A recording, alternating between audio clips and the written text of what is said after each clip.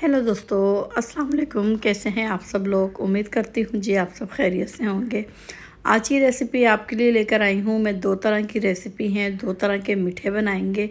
एक तो बना रहे हैं हम ये खीर, जो कि रबड़ी खीर है, जो बड़े बड़े हालों में आप खाते हो या फिर ऐसे छोटे जो मिट्टी के बर्तन बने होते हैं उसमें डाल के सेल की जाती है, जिसे रबड़ी खीर का नाम दिया जाता है। वो खीर किस तरह बनती है, बहुत कम खर्च में ये खीर हम बनाएंगे सिर्फ 2 चम्मच चावलों के साथ। दूसरी रेसिपी आपके साथ शेयर करूंगी ज़र्दे की, जो कि ये भी नहायत आसान तरीके से मैं आपको बताऊंगी और बहुत ही मज़ेदार ये ज़र्दा बनकर तैयार होगा, जैसे देगी ज़र्दा होता है। तो चलें जी, टाइम ज़ाया किए बगैर रेसिपी को स्टार्ट करते हैं। आई होप मेरी रेसिपियाँ आपको पसंद आई होंगी। प्लीज़ प्लीज़ वीडियो को मुकम्मल वॉच किया करें। तो चलें जी, रेसिपी की तरफ आते हैं। यहाँ पर मैंने 4 चम्मच पानी के लिए हैं, उसे गर्म करने के लिए रख दिया था। इसमें मैं शामिल कर दूंगी 2 अदद छोटी इलायची, 1 दाल चीनी की स्टिक और 2 अदद लौंग। तो ये डालेंगे गर्म पानी में। इसके साथ ही शामिल कर दूंगी मैं सेला चावल, जो कि 1 घंटा पहले मैंने भिगो कर रखे थे। 1 किलो चावल है मेरे पास, तो उन चावलों को इस पानी में शामिल कर देंगे और इन चावलों को हमने पकाना है जी, जब तक कि ये 100% तक कुक नहीं हो जाते। इन सेला चावलों में ये मज़े की बात होती है कि इनको जितना भी पकाएंगे ये टूटेगा नहीं और ना ही ये नरम पड़ेगा। तो ठीक है, इस वजह से ज़र्दा आप जब भी बनाएं सेला चावलों में बनाएं, जो कि देग में भी देग वाले भी जो हैं, वो भी पकवान वाले भी जो हैं, वो इसी चावलों में ज़र्दा बनाते हैं जी। यहाँ पर देख रहे हो आप, चावल जो है वो कुक हो गए हैं। चावल कुक होने के बाद जो है मैंने इसको छन्ने में रख दिया है ताकि इसका तमाम पानी निकल जाए। अलहदा पतीला लेंगे, उसमें घी डालेंगे। आपने घी यूज़ करना है, ऑयल का यूज़ नहीं करना। जब भी कोई मीठा बनाएं तो कोशिश करें घी में ही बनाएं। जैसे ही घी गर्म होगा, इसमें 2 से 3 अदद छोटी इलायची डालेंगे और इसको 2 मिनट तक हम बुनाई करेंगे इस इलायचियों की, ताकि खुशबू अच्छी सी घी के अंदर जज्ब हो जाए। उसके बाद जी मैं इसमें शामिल कर दूंगी चीनी। तो हमारे पास जी 1 किलो सेला चावल हैं और 1 ही किलो में चीनी डालूंगी। अगर आप कम मीठा पसंद करते हो या दरमियाना मीठा पसंद करते हो तो फिर आप 3 पाव चीनी डाल सकते हो। अदरवाइज़ जितने चावल होंगे फिर उतनी ही चीनी होगी। थोड़ा सा चीनी की बुनाई करेंगे। उसके बाद जी इसमें शामिल कर देंगे हम पानी। तो पानी डालेंगे। पानी डालते ही अगर चीनी गुठलियाँ बन जाएंगी तो आपने परेशान नहीं होना। जैसे ही पानी में बॉयल आएगा, तमाम गुठलियाँ यानी कि चीनी पिघल जाएगी। अच्छे तरीके से मिक्स करेंगे। बॉयल पानी में आ चुका है, तो अब हम इसमें शामिल कर देंगे बॉयल किए हुए चावल जी। तो यहाँ पर तमाम चावलों को मैंने इसमें शामिल कर दिया है। शामिल करने के बाद चमचे की मदद से मिक्स करेंगे। हल्के हाथ से मिक्स कीजिएगा। तो मिक्स यहाँ पे देख रहे हो आप, इसको मिक्स करेंगे तमाम चावल उलटते पुलटते हुए, ताकि जो चीनी का शीरा है वो तमाम चावलों के ऊपर लग जाए जी। तो अब अलहदा बर्तन में मैं यहाँ पर फूड कलर ले रही हूँ। असल में मैंने फूड कलर मंगवाए थे हर तरह के, लेकिन मैं कहीं पर रख कर भूल गई हूँ। तो अच्छा खासा मैंने सामान उसके साथ रखा हुआ था मीठे का, तो मैं भूल गई हूँ कहीं पर रख कर। तो अब मैंने बच्चा भेजा है, अगर मुझे मज़ीद कलर मिल गए तो कलरफुल ये ज़र्दा बनेगा, वरना 1 से 2 ही कलर में मैं इसे बना दूँगी। तो इस तरह भी बहुत मज़े का ये ज़र्दा बना था। तो अलहदा से बर्तन में हमने फूड कलर डालना है। उसमें हमने जो पतीले में चावल हैं, उन्हीं चावलों में से 2 चम्मच चावल लेकर इसमें डालने हैं और यूँ मिक्स करने हैं। अगर आप 4 से 5 कलर यूज़ कर रहे हो ज़र्दे में, 1 से ज़्यादा कलर यूज़ कर रहे हो, तो आप फिर इसी तरीके से अलहदा बर्तन में चावल मिक्स करें या फिर सादा चावलों के ऊपर ही कलर डाल दें। ये आपके ऊपर डिपेंड करता है। तो यहाँ पर देखें जी, अब मैं चावलों को दम के लिए रख रही हूँ। जैसे ही मैं इसे दम पे रखूँगी, इसके साथ ही मैं इसमें शामिल कर दूँगी जो कलर वाले चावल हैं और इसके अलावा जो ड्राई फ्रूट हैं जो आपके पास मौजूद है, तो वो ड्राई फ्रूट आपने डाल देना है। तो ज़्यादा परेशानी की बात नहीं है इसमें। आप नहीं है तो नहीं भी डाल सकते, सिर्फ पिसा हुआ नारियल डाल दें। तो यहाँ पर मैंने ड्राई फ्रूट भी डाल दिए और साथ ही जो है मैंने ये कलर वाले चावल थे ये भी डाल दिए।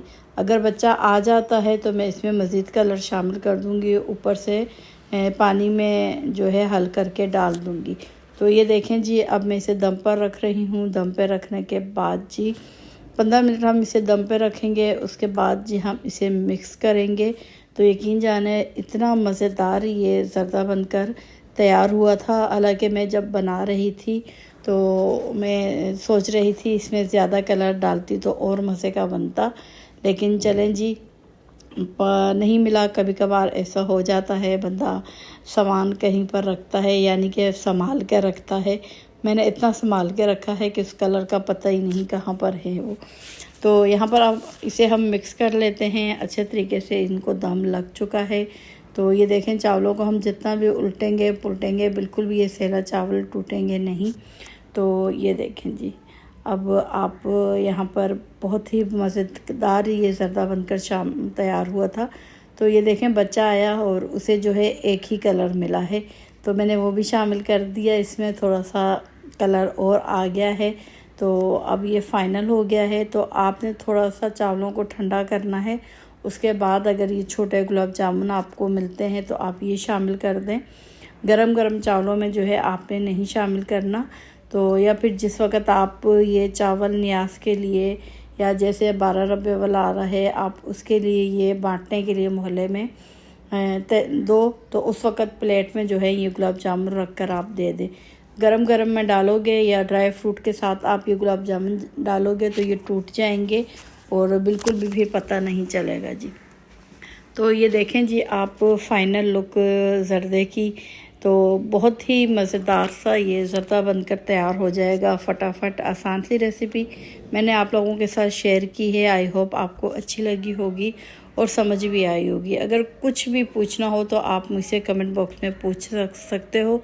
मैं इंशाल्लाह लाजमी इसका जवाब दूंगी। तो फिर कहूँगी मैं आपको एक बार, जो मेरे नए देखने वाले हैं प्लीज़ मेरे चैनल को सब्सक्राइब कर लें, और जिन्होंने पहले से किया हुआ है उनका शुक्रिया जी। तो ये फ़ाइनल लुक है आज के ज़र्दे की। आखिर में आप इस तरीके से ड्राई फ्रूट ऊपर से भी डाल सकते हो।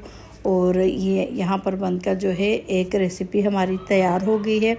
जो दूसरी रेसिपी मैं आप लोगों के साथ शेयर करूँगी, यकीन जाने बहुत ही लो बजट खीर बना रही हूँ। आपको खुद हैरानगी होगी कि इतनी मज़ेदार खीर इतनी कम खर्च में। तो चलें जी, दूसरी रेसिपी की तरफ बढ़ते हैं, जिसके लिए यहाँ पर मैंने रस लिए हैं, यानी कि पापे, जो कि छोटे बड़े सब शौक़ से खाते हैं चाय के साथ। तो ये आपने कोशिश करनी है कि बेकरी से ही लें, थोड़े अच्छे वाले। तो अदरवाइज़ दूसरे भी होंगे तो वो भी चल जाएंगे। बस ये पापे लेने हैं। मैंने यहाँ पर 5 अदद ये रस लिए हैं। लेने के बाद इनको टुकड़ों में इस तरह कर लेना है। उसके बाद जी इसको पीसना है, बिल्कुल बारीक हम पीस देंगे। यकीन जाने इतनी मज़ेदार ये रबड़ी खीर बनकर तैयार होगी कि कोई जज ही नहीं कर सकेगा कि आपने किस चीज़ में ये बनाई है। क्या इसकी खुशबू होगी और क्या ये लजीज बनकर तैयार होगी। तो यहाँ पर देखें जी, मैंने रस के जो है टुकड़े कर दिए थे। अब हम इसे पीसेंगे। अगर आपके पास मशीन है तो उसमें पीस लें, वरना आप इसे कूट भी सकते हो। आसानी से ये पिस जाते हैं जी। तो यहाँ पर जो 5 अदद मेरे पास थे मैंने पीस लिया है। पीसने इसके अलावा जी मैंने 2 चम्मच सिर्फ चावलों के लिए थे और उसे भिगोकर रख दिया था आधे घंटे के लिए। आधे घंटे के बाद चावलों में भी पानी डालकर हमने इसे भी बारीक पीसना है। ये देखें जी, सिर्फ 4 से 5 अदद रस और 2 चम्मच चावलों में बेहतरीन रबड़ी खीर बनकर तैयार होगी। तो यहाँ पर रस थे वो उनको भी पीस लिया है और जो चावल थे उनको भी पीस लिया है। ये दोनों चीज़ें तैयार हो गई हैं। दूध मैंने बॉईल करने के लिए रखा हुआ था। यहाँ पर 1 किलो दूध है मेरे पास। आप जितनी क्वांटिटी में दूध लेना चाहते हो ले सकते हो। उसके साथ फिर आपने रस की भी तादाद बढ़ा देनी है और चावलों की भी। ठीक हो गया जी। मैं सिर्फ 1 किलो दूध में जो है ये रबड़ी खीर बना रही हूँ।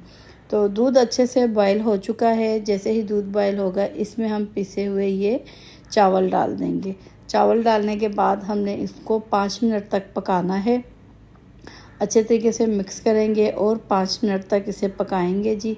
तो जैसे ही 5 मिनट हो जाते हैं, अच्छे से बॉयल इसमें आ जाता है, तो मुसलसल आपने चमचा चलाते रहना है। अगर चमचा नहीं चलाओगे तो गुठलियाँ बन जाएंगी।